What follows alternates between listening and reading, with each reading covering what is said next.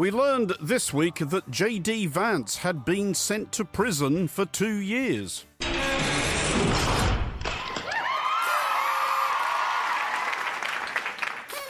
Not that JD Vance, though. Aww. At least not yet. We learned that Michigan citizen JD Vance of Grand Rapids, big hello to all our listeners in Grand Rapids, hello! Had indeed earned himself 2 years in the clink for, and here is where it gets confusing, threatening the life of Ohio citizen JD Vance of the Vice Presidency of the United States. We learned that JD Vance had menaced JD Vance and other public figures in a series of ill-advised and intemperate social media posts.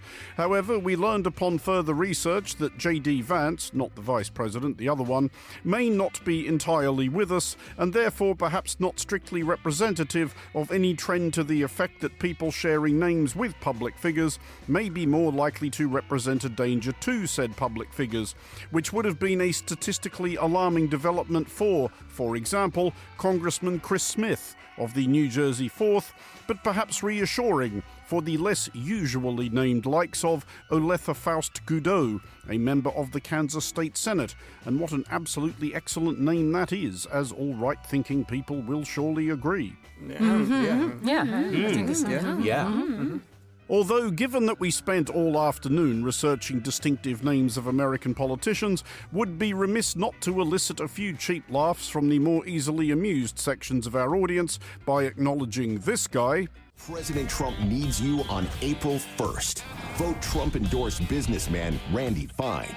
Randy Fine will help President Trump save Social Security. Although Congressman Randy Fine is not and can never be any match for the sadly retired...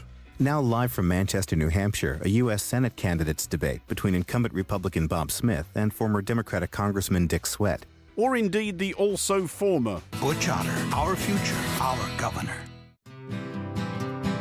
Tempting though it would obviously be to while away the rest of this monologue and perhaps the rest of this week, chuckling at the lexicon of Americans elected to public office over the years by their fellow citizens, despite being encumbered with names that seem a sort of open-ended license to stuff them into lockers, one thinks, as one often does, of Wiley Nickel, Ruffin Pleasant, Napoleon B. Thistlewood, Xenophon Wilfley, Outerbridge Horsey, Furnifold Simmons, and Young Boozer III, and we made up none of these. We learned that many more contemporary follies were here to command our attention, including an example of a head of state bursting into song. Oh no. And not just any song, the worst song ever written.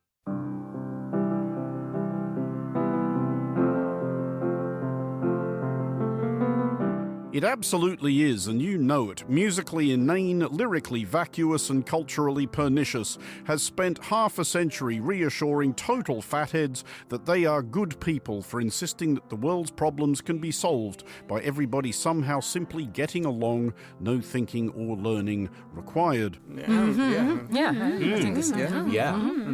We learned that the latest politically and actually tone-deaf karaokeist to seize a microphone and honk his way through John Lennon's regrettably inextinguishable anthem for the medically half-witted was Venezuelan president, as of this recording, Nicolás Maduro. Alfred Nazaret, ¿cómo era la canción de John Lennon? Imagine us people. But sticking with the subject of eccentric demagogues known for an almost fetishistic relationship with a 1970s hit by New York City-based artists exulting in a prospective utopia of brotherly love, we learned another lesson in media management from US President Donald Trump, who does not, we learned, care for follow-up questions, especially from women. There's growing controversy today over the president's treatment of a reporter aboard Air Force One. Quiet, Piggy. Yep, he really did call a female reporter Piggy, as she was peppering him with uncomfortable questions about the Epstein files. However, we learned, as we invariably do, that the president is in no way accountable for his own behavior. The White House is defending the president today and blaming the reporter, Catherine Lucy of Bloomberg News. This reporter behaved in an inappropriate and unprofessional way towards her colleagues on the plane, a White House spokesperson says in a statement. If you're going to give it, you have to be able to take. And we learned after tinkering with this section of the script for longer than you'd believe that it is no easy thing to engineer a seamless link from the ongoing debasement of public life in the highest places to someone stuffing matchsticks up their nose, so let's just have some silly Scandinavian folk music. For we learned of a new benchmark in the, to be honest, not hotly contested field of stuffing matchsticks up one's nose. Actually, hotly contested, that's pretty good, and we only just spotted it. We learned that the previous world record for stuffing matchsticks up one's nose, 68 by Denmark's Peter von Tangenbuskov in 2024, had been convincingly smashed by Swedish usurper Martin Ströby, who crammed not fewer than 81 matchsticks into his clearly capacious nostrils. We learned from subsequent questioning by agog local reporters that Mr. Ströby had embarked on this venture for the most honourable of reasons, as will now be voiced by Monocle's People Stuffing Matches Up Their Noses desk chief, Chris Chermak. As a father, I want my children to look up to me. With that in mind, I really wanted to make them proud and think that they have a cool dad. If it's any consolation, he does have 81 matchsticks stuffed up his nose. For Monocle Radio, I'm Andrew Mueller.